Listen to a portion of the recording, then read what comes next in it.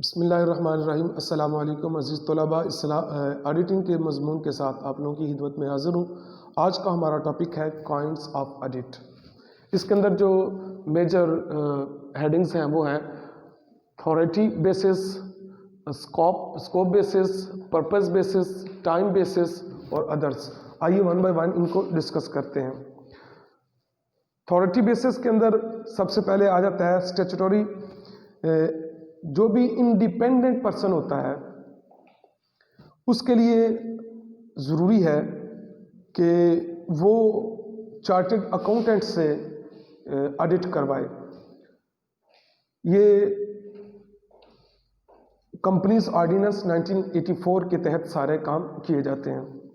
उसके बाद private heading है, private audit is concern with sole traders. इसका ताल्लुक सोल ट्रेडर्स के साथ होता है एंड पार्टनरशिप बिजनेस के साथ होता है। It is not necessary that an auditor must be a chartered accountant. इसके अंदर ये ज़रूरी नहीं है कि जो ऑडिट करने वाला है वो चार्टर्ड अकाउंटेंट हो।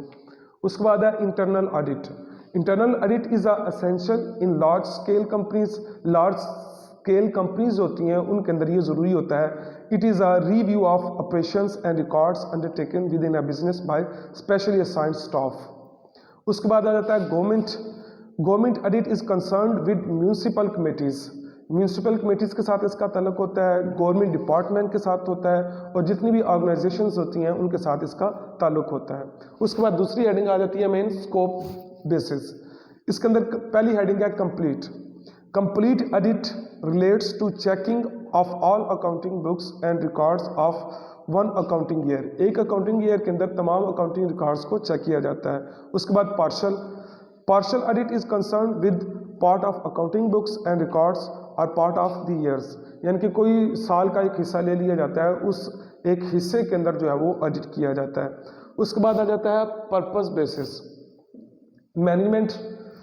Management audit is concern with functions of management from top level to downwards. यानी कि टॉप लेवल से लेकर डाउनवर्ड्स तक सारे जितने भी फंक्शंस होते हैं उनके अंदर इसका ऑडिट किया जाता है। उसके बाद cost audit is concern with checking of cost accounting and records of a company. Cost accounting यानी कि एक चीज़ के ऊपर कितनी लागत आई है उसको सही तरीके से चेक किया जाता है इसके अंदर। उसके बाद आता है special audit is concerned with checking of accounting books and record of company for some special purpose।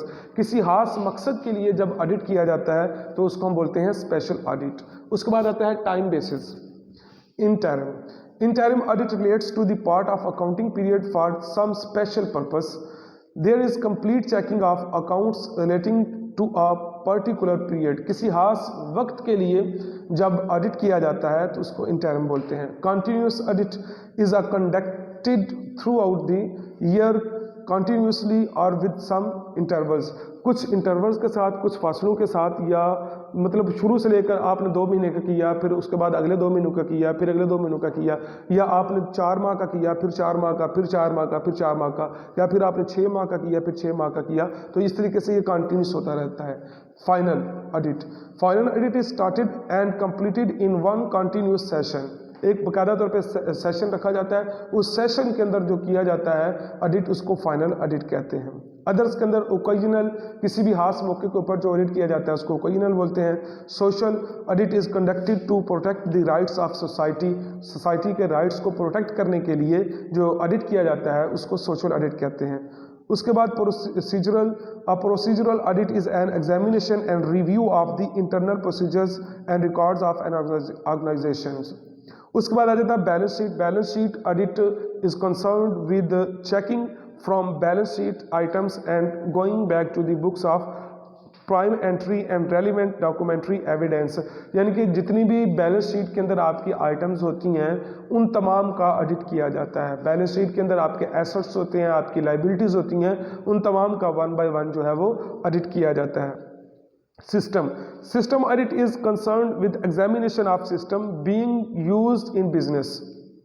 यानी कि इसका ताल्लुक होता है एग्जामिनेशन ऑफ सिस्टम को एग्जामिन करना जो कि बिजनेस के अंदर इस्तेमाल किया जा रहा है, जिसके अंदर प्रोडक्शन आ जाती है, मार्केटिंग आ जाती है, अकाउंटिंग आ जाती है, फाइनेंस आ जाती है, ट्रांसपोर्ट आ जाती है, इंश्योरेंस आ जाती है, एडवर्टाइजिंग आ जाती है, स्टोरेज आ जाती है, पब्लिक रिलेशंस आ जाते हैं, इन तमाम चीज़ों का। उसके बाद प्रॉपर्टी जितनी भी होती है उसका ऑडिट किया जाए तो उसको प्रॉपर्टी ऑडिट कहते हैं। उसके बाद operational, the operational audit is concerned with review of departmental operation as service to management. The operational audit relates to production procedure, यानी कि इसका ताल्लुक होता है प्रोडक्शन के साथ, प्रोसीजर के साथ, डिज़ाइन के साथ और स्टोरेज के साथ, ट्रांसपोर्ट के साथ, इंश्योरेंस, क्वालिटी कंट्रोल एटसेट्रा, इन तमाम चीज़ों के साथ। कैश, जो कैश के रेलिवेंट ऑडिट किया जाता है उसको कैश ऑडिट कहते हैं। उसके बाद आ जाता है joint, two independent auditors conduct joint audit. दो ऑडिटर अगर मिलकर कोई ऑडिट करते हैं तो उसको हम बोलते हैं जॉइंट ऑडिट। अजीज तलबा, ये था आज का हमारा टॉपिक। आप लोग ध्यान के साथ इसको याद करके लिखिएगा। अल्लाह तबारक व तआला हम सब का हामी नासिर हो। अस्सलामु अलैकुम व रहमतुल्लाहि व बरकातुहू।